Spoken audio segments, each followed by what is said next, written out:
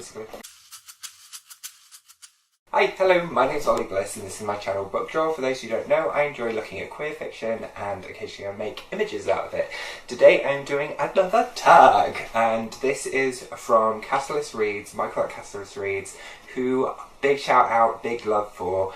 Absolutely adore him. I love all his conversations, I love all the debates that he creates, and I think he's really pushing this idea forward. His kind of unique selling point on his channel is how he stimulates and starts up these conversations. And Matilda Gothica, I think, coined it when she said he is the tag creator. I think I completely agree, but all his tags are really thoughtful and provocative, and I was just quite happy to be included in this one. He tagged a heap of people, and when it comes to that part I will be tagging in some other people which he did not. First question: what tropes in books annoy you the most? The most annoying kind of tropes that I have in my mind is one which is insta-love, which I think other people have been talking about. I didn't realise this was a thing until literally December and just gone. And when I heard insta-love I was like, yes, that's the thing that's really annoying, when characters just instantly fall for each other and it's come up from out of nowhere and you're just like, why has this happened? 2. Writers. Which writers or writers do you feel are overrated and overhyped? This one's like, it's quite mean. It's quite a mean question, but I just chose Pretty Little Liars by Shara Shepherd. I think there was quite a lot of hype around how brilliant this book series was, and wasn't really there for it. Number 3, what are your least favourite books you have read since joining BookTube? This was actually quite tricky because I generally enjoy reading, and I think I also selective enough to kind of pick books which I'm going to personally enjoy. However, there was one which I was massively bored by, which was Mr. Norris Changes Trains by Christopher Isherwood. I just thought it was boring. I just got bored, basically. The next one is a terrible ending which ruined an otherwise quality book. I chose What Belongs to You by Gareth Greenwell.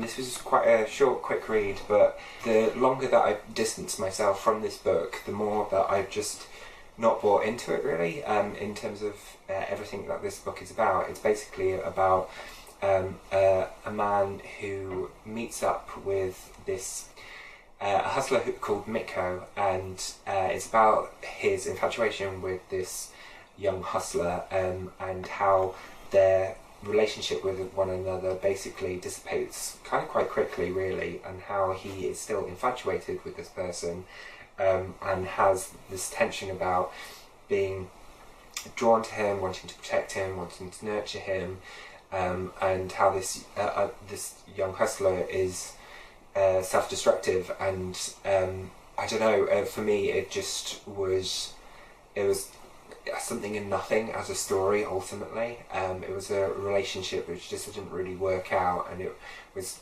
kind of an old guy who was yearning for this younger guy just purely on his aesthetics and his beauty, but really it was quite vacuous. Like, there wasn't really anything that was really keeping them together as people, and I think his physical attraction to this character was the only quality that was really holding him in this relationship, and I thought in a lot of ways that was quite sad and a bit like lame really as a story ultimately, and it didn't have much depth. I didn't ultimately enjoy where it went, and I didn't take too much from the book the further that I've come away from this book. Next one is, which fictional characters do you wish were not killed off?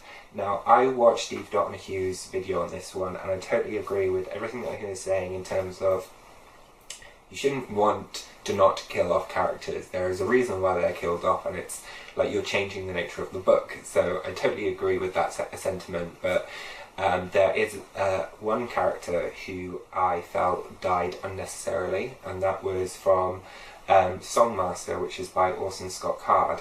Now, this book is quite problematic to me. I will be doing a full video on this bad boy at a later date, If you don't know about Orson Scott Card, I highly recommend you Google him, find out a little bit more about him as a writer.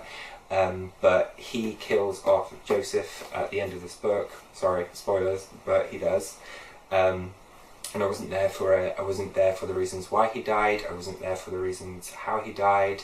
But as a story, as a whole, I actually really enjoyed this book, and I was quite angry with myself for enjoying the book as much as I did, because the writer himself is a real complete and I don't like saying that word, but he is a complete basically. I'm not here for the writer, I wasn't here for the way the story ended, but I was here for the actual writing itself.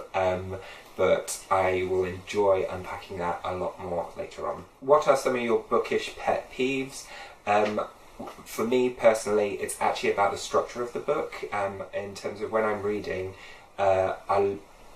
if you are using words for the sake of trying to add a sense of your own grandeur or give yourself a bit more gravitas, I think that's absolutely ridiculous, and you should try and keep with plain English.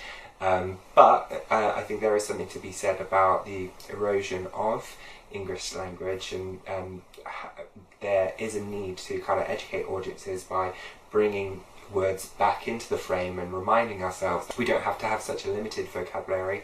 However, as someone who's dyslexic, the structure of sentences is an issue for me personally, and I really dislike it when books don't include full stops or speech marks for the sake of the style of the way that they're telling a story, or if they're doing it from a reflection.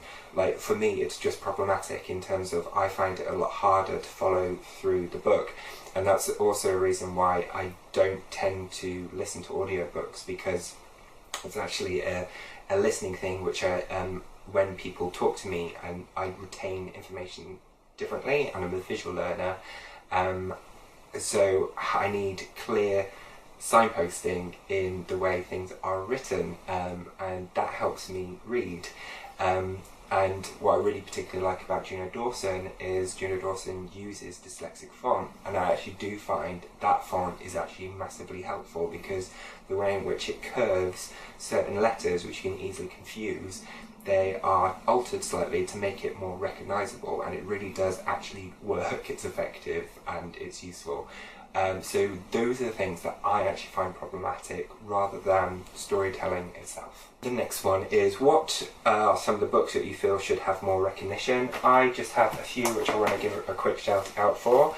If You Could Be Mine by Sarah Farazan. This is my book of the year last year. I just think it's a really brilliant book. And also just to say apologies for the mess up on my previous video when I did not give a full explanation, but I do feel my review on it previously does talk about it in full, but I highly recommend that people explore this book. It covers a different narrative based in Iran, and it highlights some really serious issues which I think need to be explored further. The next one is Gathering Blue by Lois Lowry, which is the second novel after The Giver, which has been turned into a feature-length movie. This book, however, I think is prettier.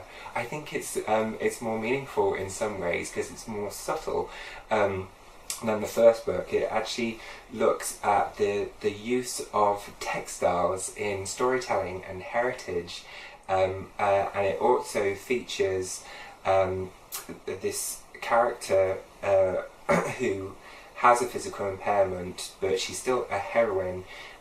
She's a strong female lead character, and it forms only a part of her overall character, and it doesn't prohibit her from being able to have an incredible adventure, and it's more about her experiences, the task that she's been given to do, and the responsibility it actually holds, and the way in which it's communicated, and how that is reflected in things like religious iconography, general cultural references. I just thought was really beautiful, and also really highlighting the way in which we tell stories in different mediums and different ways. And this book did all of those things in an accessible way, which is a great read for younger audiences as well. And I don't think this book has actually had as much recognition as it really should, because it was just really brilliant. Okay, so the next one is, what are your thoughts on censorship and banning books?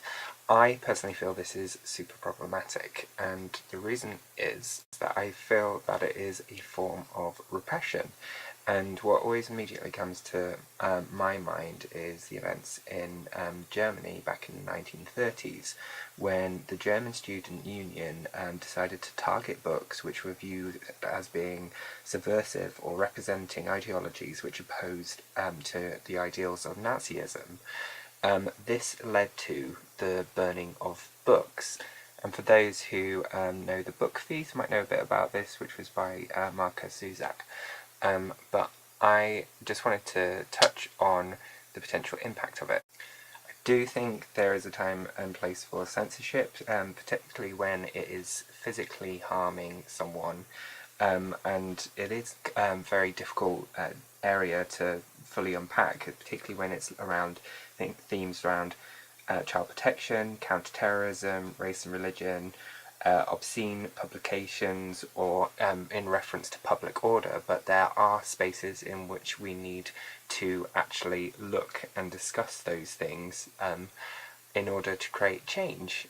What I really admire about Berlin is its recognition of its place in history, and it actually has a memorial site called Babelsplatz, which is a square in which this book burning occurred. The artist Micha Ullmann created a window into the floor which looks down into an empty library which is full of all these shelves which have no books. And it's a real reflection on what would happen if all our thoughts and ideas and all the discussions that we had through the narratives of books were taken away from us. And I think there is something incredibly powerful about that as an image and an illustration from the city, and that commitment to reminding ourselves of where we need to have those voices and those spaces to voice those opinions and those differences to each other. So I do recognise that there are dangers in the world, but I also recognise how dangerous censorship actually can be. Finally, the last part is who do I tag, and apologies if you're someone who I know who I haven't included, but these are some people who I didn't see on the list which I thought should be brought into the conversation because I think their responses would be interesting as well. So I'm just going to read through them because I just did like a quick list of them. So Amanda Jenner, Eric from Lonesome Reader, Chris Vigilante, James Chapman, Sean the Bookmanic, Matthew Scarappa, I think that's how you say your name, but dude, I wish you would introduce your full name in each video, because when you say, hi, my name's Matthew, I'm like, yeah, but what's your surname? What is your surname? And how do you say it? Because I can't say it, so sorry, and I wish I could say your name, but anyway, I love your videos and you're a fab person, and I'm sorry, I am really ignorant and I can't say your name properly. Span Maid, because she's awesome and arty, and what page are you on? This guy, he's amazing, and he's only just started doing BookTube, but all his videos are really super articulate and thoughtful and really well structured, and I highly recommend that people check out his videos. Anyway, take care and I'll see you again soon. Okay, bye!